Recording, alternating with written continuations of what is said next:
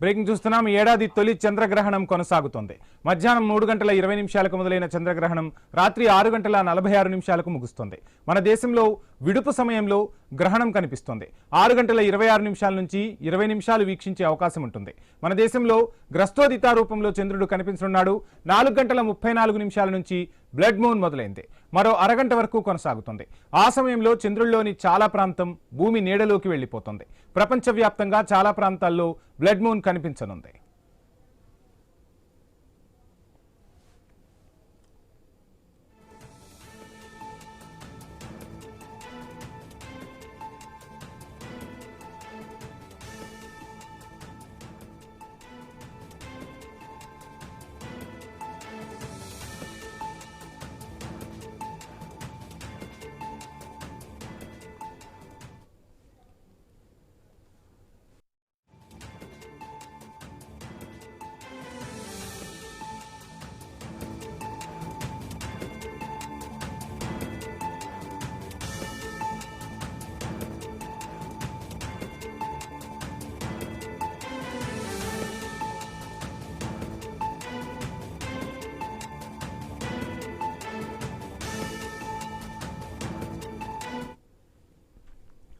Right, ఇక చంద్రగ్రహణానికి సంబంధించి మనకు మరిన్ని డీటెయిల్స్ అందించేందుకు జ్యోతిషరత్న కేవీఆర్ శాస్త్రి గారు జాయిన్ అయ్యారు. శాస్త్రి గారిని అడిగి మరిన్ని విషయాలు తెలుసుకునే ప్రయత్నం చేద్దాం. శాస్త్రి గారు నమస్కారం అండి. శాస్త్రి గారు, మనం చూస్తుంటాం ఏ గ్రహణమైనా ఏర్పడినప్పుడు పట్టు స్నానం, విడుపు స్నానం అనేది ఉంటూ ఉంటుంది. సో ఏంటి అసలు ఈ పట్టు విడుపు సంబంధించి ఏం చెప్తారు? ఓకే, మహాదేవ చరణో మనసా స్మరామి, మహాదేవ చరణో శిరసా నమామి. వాగర్థ విభజంభుక్తో వాగర్థ ప్రతిపత్తయే జగతః పితరౌ వందే పార్వతీ పరమేశ్వరం. అమృతంజో పిబత్త ఇత్యస్తం వైకుంఠం ద్విదాచ్చినదు. రాహు ఉత్తరకాయస్య పూర్వకాయస్య భవద్విజాంగం. అంటే మనకు గ్రహణం అన్నది రెండు విధాలుగా చూడవచ్చు. ఒకటి అత్యంత మోక్షప్రదాయినిగా చూడవచ్చు. అలాగే ఈ యొక్క మంత్రానుష్ఠానానికి సంబంధించినంత వరకు ఏదైనా జపాలు కానీ దైవోచ్చారణ నామోచ్చారణ చేసుకోవడం కోసం చేసేటువంటి స్నానము పట్టు స్నానం. మామూలు రోజుల్లో ఒక నమశివాయ అనే మంత్రాన్ని కొన్ని లక్షల సార్లు జపించాలి. సహజంగా ఒక మంత్రానికి ఇంత జప సంఖ్య, అక్షర లక్ష అనేది మనకు ఉంటుంది. కానీ అది గ్రహణ సమయంలో చేసేటువంటి జపము అక్షర లక్ష కంటే కూడా ప్రామాణికంగా ఉంటుంది. కాబట్టి దాన్ని పట్టు స్నానము అంటారు. పట్టు స్నానం చేసి గనక మనము జపానుష్ఠానంలో కూర్చుంటే ఏ మంత్రోచ్చారణైనా, ఏ పారాయణమైనా, అది నమో నారాయణ గాని, నమశివాయ గాని, శ్రీమాత్రే నమ గాని, మహాదేవ గాని, వాళ్ళ ఇష్టదైవాలు ఎవరైతే ఉన్నారో వాళ్ళని స్మరించుకుంటే కనుక విశేషమైనటువంటి దైవానుగ్రహం కలుగుతుంది. గ్రహణ సమయంలో సహజంగా మనం ఒక విషయం గమనించుకోవచ్చు. ఏదైనా ఒకటి మనం కష్టకాలంలో ఉన్నప్పుడు, లేదా మనకు ఏదైనా కొంత ఇబ్బందికర వాతావరణంలో ఎవరైనా సహాయం చేశారనుకోండి, వాళ్ళకు విశేషమైనటువంటి దైవానుగ్రహం వారు మన మీద ప్రేమ ఎక్కువగా ఉంటుంది. ప్రేమ కలిగినప్పుడు మనకు వాళ్ళు గుర్తుపెట్టుకొని మరీ కనుక మనని గుర్తుపెట్టుకుంటారు. అలాగే ఈ దైవ విషయానికి వస్తే కనుక వారు కూడా అంతే. వారు కూడా దైవాన్ని గనక ఈ సమయంలో మనం గనక విశేషంగా దేవతారాధన చేస్తే, పట్టు స్నానం చేసి దేవతారాధన చేస్తే దేవతకి చాలా విశేషమైనటువంటి అనుగ్రహం కలుగుతుంది. ఎప్పుడైతే దేవతానుగ్రహం కలుగుతుందో మంత్రానుష్ఠానానికి మంత్రశక్తి ఉంటుంది. అలాగే ఆ మనం చేసేటువంటి అక్షరాలలో ఏదైనా లోటుపాట్లు ఉంటాయి. ఆ అక్షర లోపాలు, మాలిన్యమైనటువంటి దోషాలు, తర్వాత సంతానోత్పత్తికి సంబంధమైనటువంటివి, ఇవన్నీ కూడా ఈ పట్టు స్నానంలో ఉంటుంది. కాబట్టి పట్టు స్నానం బహు ప్రాముఖ్యత చేసి మంత్రానుష్ఠానం చేసుకోవడం ఇంకా విశేషంతో కూడిన. ఇప్పుడు మనం గ్రహణం సంభవించింది. సో ఈ సమయంలో అసలు ఏ మంత్రాన్ని పఠించడం వల్ల మంచి ఫలితాలు ఉంటాయంటారు? ఐన్యూస్ వేదికగా తెలుగు ప్రేక్షకులకు మీరు చెప్పే మంత్రం ఏంటి? తప్పకుండా. అంటే ఈ ఒకటి మంత్రాలని ఎప్పుడూ కూడా, ఇది మనం ఉన్నట్టుగా మనం ఒప్పుకోవాలి. మంత్రాలను ఎప్పుడూ కూడా సోషల్ మీడియా వేదిక కానీ, న్యూస్ ఛానళ్ల ద్వారా కానీ ఉపదేశం చెయ్యరాదు. ఏదైనా ఒక గురువుని మనం స్మరించుకోవాలి. అంటే సూచన ఏం చెప్తారు? అంటే ఇప్పుడు అదే చెప్తున్నాను. ఏదైనా ఒక గురువును మనం సెలక్షన్ చేసుకోవాలి. ఏ గురువు అయినా మీకు నచ్చిన గురువుని దగ్గరికి వెళ్ళి గురువును ప్రార్థించాలి. మనకు ఒక గురువుని ప్రార్థించి, అయ్యా నాకు నా జీవితాన్ని సరపడా, నా జీవితాన్ని ఉద్ధరించే మంత్రం, అది అమ్మవారి మంత్రం కావచ్చు, గణపతి కావచ్చు, బాలా కావచ్చు, దక్షిణామూర్తి కావచ్చు, పంచాక్షరి, ఇది అంగన్యాస కరన్యాసాలు తీసుకొని గురువు మీ యందు అపారమైనటువంటి ప్రేమ చూపించి అంగన్యాస కరన్యాసాలు తీసుకొని ఆ గురువు దగ్గర మనం జపం చేశామనుకోండి, అది విశేషమైన ఫలితం ఉంటుంది. మనకి ఏ గురువు లేరు, ఏమీ లేరు, అందరూ సామాన్యకంగా చేసేటువంటి మంత్రం ఓం నమ శివాయ. దానికి ఎలాంటి ఉపదేశం అవసరం లేదు. విష్ణు సహస్రనామ పారాయణం కానీ, లలితా సహస్రనామ పారాయణం కానీ, ఇవందరూ చదవచ్చు, వినవచ్చు.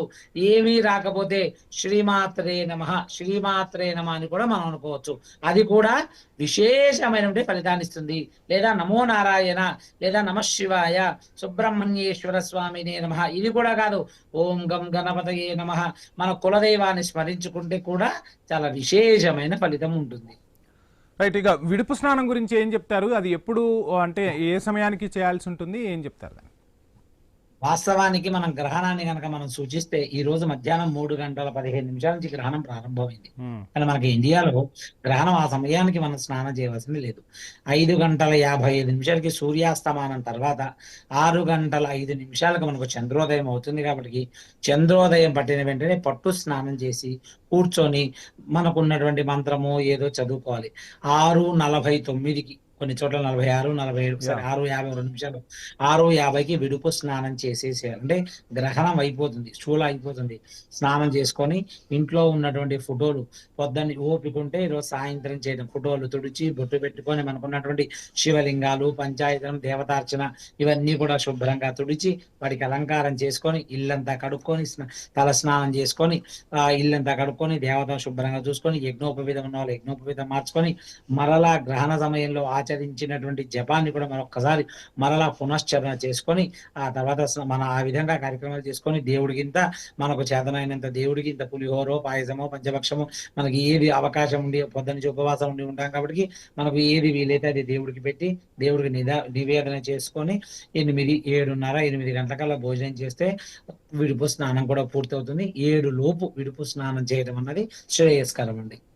రైట్. చూస్తుంటాం గర్భిణులకు సంబంధించి చాలా జాగ్రత్తలు చెప్తూ ఉంటారు, గ్రహణ సమయంలో బయటకు రాకూడదు అని చెప్పి. సో గర్భిణులకు మీరిచ్చే సలహాలు, సూచనలు ఏంటి? అంటే పూర్వకాలంలో మనకు ఈ టెక్నాలజీ కావచ్చు ఇవన్నీ లేనప్పుడు వాళ్ళు గ్రహణం పట్టేది. ఇప్పుడు అంటే మనకు టెలిస్కోప్ల ద్వారా అప్పట్లో మనకు ఒక విధి ఉండేది. ఏమని ఉండేది అంటే గ్రహణం పట్టడం ఎలా చెప్పేవారంటే, ఇప్పటికీ చాలా ప్రాంతాల్లో పెట్టారు, పెడుతున్నారు. ఇప్పుడు మనం అనేక సోషల్ మీడియాలో అనేక స్టేటస్ లో చూస్తున్నాం. ఒక నీళ్ళల్లో రోకలను పెట్టి నిలబెట్టేవారు. అది ఉత్తర రోజుల్లో నిలబడదు, గ్రహణం అప్పుడు మాత్రమే నిలబడుతుంది రోకలి. అలాగే రోకలు పెట్టిన తర్వాత గ్రహణం ఏర్పడదని. వీళ్ళు బాలింతలు అన్నది వాళ్ళకి ఏదో అయిపోతుంది అని కాదు, వాళ్ళు జాగ్రత్తలు తీసుకోవడం వల్ల ఆ యొక్క గ్రహణం నుంచి వెలువడే కొన్ని విషపు కిరణాలు లోపల ఉన్నటువంటి బేబీ మీద, అంటే బాబో పాపో లోపల ఎవరుంటారు, ట్విన్స్ ఉంటారో వాళ్ళ మీద పడి కొంత వాళ్ళ ఇబ్బందికి అస్వస్థకు లోనవ్వకుండా ఉండడం కోసము వాళ్ళు ఈ సమయంలో కంప్లీట్ గా 5 గంటల నుంచి 7 గంటల వరకు కంప్లీట్ గా నిద్రపోమని చెప్పారు. అమ్మా నువ్వు ఎటు తిరగకు, ప్రశాంతంగా నిద్రపో, ఏదైనా కాలకృత్యాలు ఉంటే నెరవేర్చుకో. మరి ఈ కాలకృత్యాలు నెరవేర్చుకోకుండా ఉండకూడదు కాబట్టి బయటికి రాకు, ఆ రశ్మి చూడకు, ఆ కిరణాలు పడకుండా, విషపు కిరణాలు నీ మీద పడకుండా లోపల ఉండండి. నువ్వు నీ బాబు ఇద్దరు కూడా క్షేమంగా ఉండాలి. కాబట్టి నువ్వు ప్రశాంతతగా 7 తర్వాత విడుపు స్నానం చేసుకొని పెద్దవాళ్ళు ఉంటారు, వాళ్ళు చెప్పిన ఆచార ప్రకారంగా తీసుకుంటే మన ఆరోగ్యం కోసం మన జాగ్రత్తగా బాలింతలు కూడా జాగ్రత్తగా ఉండడం అన్నది శ్రేయస్కరం అండి. గ్రహణం తర్వాత ఆలయాలన్నింటినీ శుద్ధి చేస్తూ ఉంటారు. సో అదే విధంగా మన ఇళ్లను కూడా శుద్ధి చేసుకొని పూజా గదులను కూడా శుద్ధి చేసుకోవాల్సి ఉంటుందా? ఏం చెప్తారు? తప్పకుండా చేసుకోవాలండి. అంటే మనం అందరికీ అర్థమయ్యే భాషలో చెప్పాలంటే, మన ఇంటి ముందు ఏదైనా ఒక శౌచం వచ్చినప్పుడు మనం ఎలాగైతే శుభ్రం చేసుకుంటామో గ్రహణం అన్నది కూడా ఇంచుమించు అలాంటిది.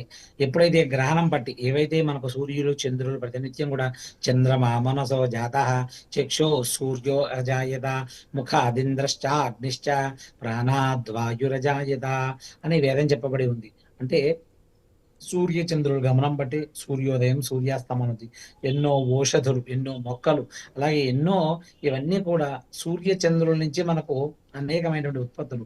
వారు కష్టకాలంలో ఉండి వారు గ్రస్తమై ఉన్నప్పుడు, అంటే ఒక మనిషి మన ఇంట్లోనే ఏదైనా ఎవరికైనా ఏదైనా జరిగినప్పుడు మనం ఆ పండగ చేసుకోం. ఆ సంవత్సరం పండగలు మానేస్తుంటాం.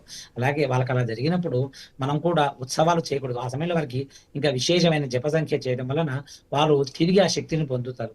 వారు ఆ సమయంలో గ్రస్తమై ఉన్నారు, గ్రహణమై ఉన్నారు కాబట్టికి వాళ్ళని విడిచిపెట్టిన తర్వాత ఇల్లు, దేవాలయం సంప్రోక్షణ చేసుకోవాలి. శుద్ధి చేసుకొని దానికి వారంతో సంబంధం లేదని మంగళవారం కానివ్వండి, గ్రహణం పట్టిన తర్వాత శుభ్రంగా ఇంట్లో ఉన్నటువంటి దేవతామూర్తులని, ఫోటోలని శుభ్రంగా తుడవాలి. తుడిచి బొట్టు పెట్టి, ఒక పుష్పమైనా పెట్టి, ధూపదీప నైవేద్యాలు పెట్టి, మనకు కలిగిన దాంట్లో కూడా పెట్టాలి. అలాగే ఈరోజు 7 అయిపోతుంది కాబట్టి దేవాలయాలు అనేది ఈ రోజు ఓపెన్ అవ్వవు. రేపు ఉదయం పూట కొన్ని దేవాలయాలు సంప్రోక్షణ చేస్తారు. కొన్ని దేవాలయాలు రేపు పొద్దున గణపతి పూజ, విశ్వక్సేన పూజ చేసి, పుణ్యాహవాచన చేసి, దేవతామూర్తి సంప్రోక్షణ చేసి, రేపు ఉదయం 8 గంటల నుంచో 9 గంటల నుంచో ఆయా ప్రాంతాలకు అక్కడ ఉన్న అవకాశం బట్టి తిరిగి దేవతామూర్తులని మానవ దర్శనం కోసం పెడుతుంటారు. ఖచ్చితంగా దేవాలయాలు, ఇంట్లో ఉన్నటువంటి దేవతా మూర్తులు, మనం నిత్యం పూజించేవన్నీ కూడా శుభ్రపరుచుకోవాలి. అవన్నీ కూడా మాలిన్యమై ఉంటాయి కాబట్టి శుభ్రంగా తుడవవలెను. వాటికి అలంకారం చేసుకోవడం వలన వాటికి పునరుత్తేజమైనటువంటి శక్తి వస్తుంది. గురువుగారు, చూస్తుంటాం గ్రహణం తర్వాత చాలా మంది కూడా దానాలు చేయాలని చెప్తూ ఉంటారు. మనం ఈ మధ్య ఎక్కడ చూసినా ఈ ఎక్కువగా వినిపిస్తున్నమాట. సో ఏంటి, నిజంగా గ్రహణం వీడిన తర్వాత దానాలు చేయటం వల్ల శుభ ఫలితాలు లభిస్తాయా? సో ఎటువంటి దానాలు చేయాలంటారు? ఇప్పుడు ఈ చంద్రగ్రహణానికి సంబంధించి మీరు ఏం చెప్పదలుచుకున్నారు? అంటే ఇప్పుడు ఈ మధ్యని కాదండి, వాస్తవానికి పూర్వకాలం నుంచి మనకు గ్రహణ సమయంలో ఒక్కొక్క టర్మ్‌లో, ఒక్కొక్క రాశిలో, ఒక్కొక్కసారి నక్షత్రంలో ఏర్పడుతుంది. ఒకసారి కుంభరాశిలో, శతభిజ నక్షత్రంలో, పూర్వాభాద్ర నక్షత్రంలో, ఒకసారి మేషరాశిలో, అంటే ఆయా సందర్భాల్లో ఆ రోజు ఏర్పడబడేటువంటి గ్రహణంలో ఉన్నటువంటి ఆ సందర్భంలో ఏర్పడేదే కాబట్టి గ్రహణం ఏ రాశిలో ఏర్పడబోతుందో, ఏ నక్షత్రంలో ఏర్పడుతుందో ఆ రాశి వారు చూడకూడదు. జన్మరాశి ఈసారి సింహరాశిలో ఏర్పడుతుంది.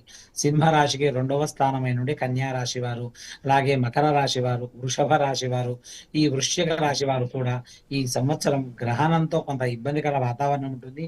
గ్రహణాలు వ్యక్తిగతంగా కంటే కూడా దేశాల మీద, రాష్ట్రాల మీద, అలాగే ప్రజా వ్యవస్థలో, అలాగే సముద్రాల మీద, యుద్ధ, ఇలాంటి వాటి మీద కూడా గ్రహణం ఎఫెక్టివ్గా ఎక్కువ. ఇప్పుడు గ్రహణం మనం చూసాం, భూకంపాలు, సునామీలు, తుఫాన్ హెచ్చరికలు, ఇవన్నీ కూడా గ్రహణ తుల్యమైనవి. వీటితో పాటు వాటి ఎందుకు కూడా మనం లబ్ధి పొందుతున్నాం కాబట్టి వాటి ప్రభావం కూడా మన మీద ఉంటుంది. కాబట్టి గ్రహణ శాంతులు ఉన్న వారు ఏమీ లేదు, శాంతి అంటే పెద్దగా చేయక్కర్లేదు. ఏమీ చేయని వారు 1 కిలోంబావు బియ్యం, 1 కిలోంబావు కేతుగ్రస్తం కాబట్టి ఉలవలు, వెండి నాగు పడిగ, అలాగే కొంచెం ఒక రాగి చెంబు, మీకు ఓపికను బట్టి, మీ అవకాశం బట్టి ఒక బ్రాహ్మణ ఇంటికి పిలిచి, లేదా మీరు గుళ్ళోకి వెళ్ళి శివాలయంలోకి వెళ్ళి శివాలయంలో విధానం ఇచ్చి శివుడికి అభిషేకం చేసుకోవాలి. లేదా ఇంట్లో కూడా శివాభిషేకం చేసుకొని శివతీర్థం ఎప్పుడైతే తీసుకుంటామో ఈ గ్రహణానికి సంబంధించినటువంటి దోషం అంతా పోతుంది. గ్రహణం ఎఫెక్టివ్గా తగ్గడమే కాకుండా గ్రహణం నుంచి మనకు వచ్చేటువంటి అనేకమైనటువంటి ఇబ్బందులు తొలగిపోతాయి. కాబట్టి గ్రహణ శాంతి చేసుకోవడం ఉత్తమం. ఏ రాశుల్లో ఏర్పడ్డవారు, అసలు ఈ రాశి ఆ రాశి అనే కాదండి, గ్రహణం అన్నది 12 రాశుల వారికి ఎక్కడో అక్కడ ఏదో ఒక విధంగా, మన జాతకంలో సింహంలో కేతువు, అలాగే చంద్రుడు అనుకోండి, వాళ్ళు ఖచ్చితంగా చేసుకోవాలి.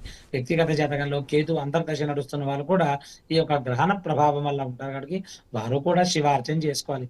ఏమీ లేదు, రేపొద్దున ఆవుకి ఇంత అరటి పండ్లో లేదా బియ్యమో పెట్టవచ్చు. ఏమీ లేదు, ఇంకా అంత కూడా ఓపిక లేదని మేము చేసుకోలేము, ధనపరంగా ఇబ్బంది అనుకుంటే ఓ 11 రూపాయలు శివాలయం హుండీలో వేయాలి. అది కూడా లేదు. ఎవరికైనా పేదలకి ఏదైనా అన్నదానం చేసినా కూడా గ్రహణ దోషం పోతుంది. ఖచ్చితంగా చేసుకోవడం వలన ఎవరికో ఉపయోగం కాదు. మనం ఇచ్చే 1 కేజీ బియ్యం వల్ల ఆ అర్చకుడేమి కోట్ల సంపాదించడు. 11 రూపాయలు 100 రూపాయలు ఇవ్వడం వల్ల మనకు దోషం పోతుంది. కాబట్టి చేసుకోవడం మంచిది. ఖచ్చితంగా చేసుకొని తీరవలను అండి. రైట్. థ్యాంక్ యూ శాస్త్రి గారు, విలువైన సమాచారాన్ని అందించారు. చంద్రగ్రహణం సంబంధించి కూడా విలువైన సూచనలు, సలహాలు ఐ న్యూస్ ప్రేక్షకులకు అందించినందుకు మీకు మా